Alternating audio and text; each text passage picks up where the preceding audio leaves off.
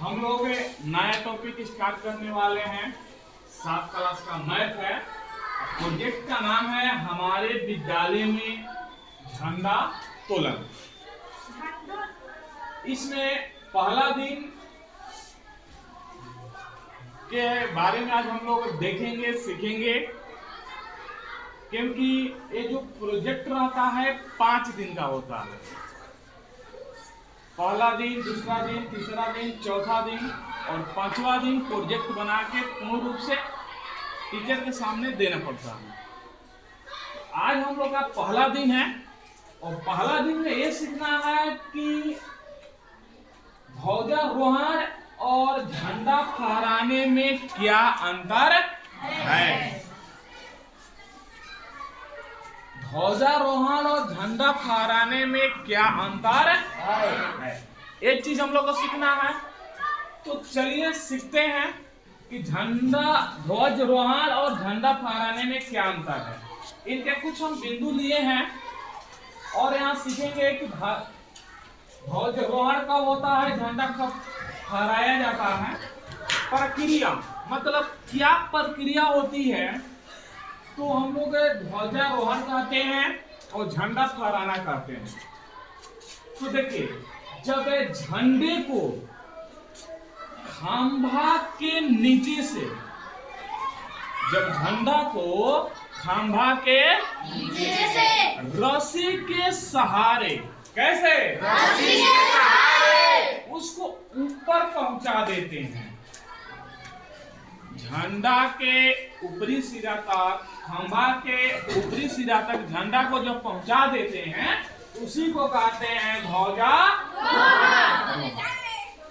लेकिन झंडा फहराने में अंतर है। इसमें क्या होता है कि जो झंडा है पहले से खंभा के ऊपरी सिरा पे बंधा हुआ रहता है।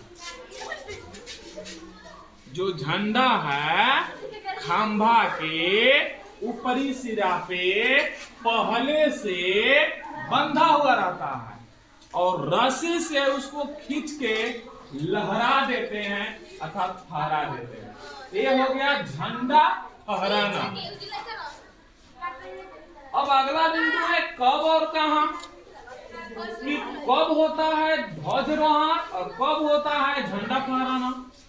तो स्वतंत्रता दिवस यानी 15 अगस्त को ध्वजारोहण होता है। ध्यान रखिएगा, कोई कहेगा ध्वजारोहण कब होता है तो कहिएगा 15 अगस्त को, और कोई कहेगा झंडा फहराया कब जाता है तो कहिएगा 26 जनवरी को।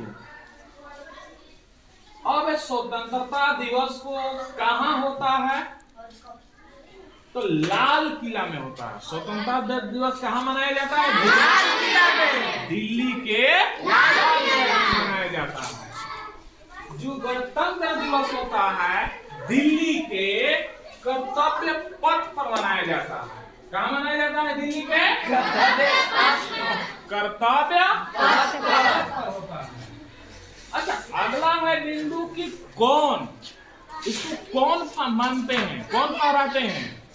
ध्वजारोहण कौन करते हैं, झंडा कौन फहराते हैं। तो आप जानते हैं कि स्वतंत्रता दिवस को प्रधानमंत्री द्वारा झंडा का रोहण किया जाता है, ध्वजारोहण होता है, ध्वजारोहण होता है। लेकिन राष्ट्रपति द्वारा झंडा फहराया जाता है, झंडा फहराया जाता है। तो उम्मीद है कि अब आप समझ गए होंगे कि ध्वजारोहण और झंडा फहराने में क्या अंतर है। बोले किसी को कोई दिक्कत नहीं, किसी को नहीं। चलिए।